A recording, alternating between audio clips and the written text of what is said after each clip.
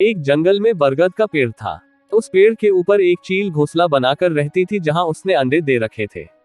उसी पेड़ के नीचे एक जंगली मुर्गी ने भी अंडे दे रखे थे। एक दिन उस चील के अंडों में से एक अंडा नीचे गिरा और मुर्गी के अंडों में जाकर मिल गया।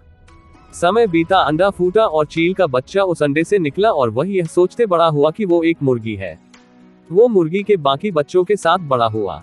वह उन्हीं कामों को करता जिन्हें एक मुर्गी करती है। वो मुर्गी की तरह ही कुड़कुड़ाता, जमीन खोद कर दाने चुगता और वो इतना ही ऊंचा उड़ पाता जितना कि एक मुर्गी उड़ती है। एक दिन उसने आसमान में एक चील को देखा जो बड़ी शान से उड़ रही थी। उसने अपनी मुर्गी माँ से पूछा कि उस चिड़िया का क्या नाम है जो इतना ऊंचा बड़ी शान से उड़ रही है। मुर्गी ने जवाब दिया, वह एक चील है। फिर चील के बच्चे ने पूछा, माँ मैं इतना ऊंचा क्यों नहीं उड़ पाता। मुर्गी बोली, तुम इतना ऊंचा नहीं उड़ सकते क्योंकि तुम एक मुर्गे हो।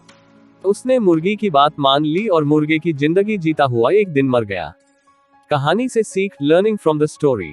जो भी हम सोचते हैं या कुछ नया करने की कोशिश करते हैं तो दूसरे हमें यह कहकर रोकते हैं कि तुम ऐसा नहीं कर सकते, ऐसा नहीं हो सकता, और हम अपना इरादा यह सोचकर बदल लेते हैं कि वाकई मैं यह नहीं कर सकता और हार मान लेते हैं।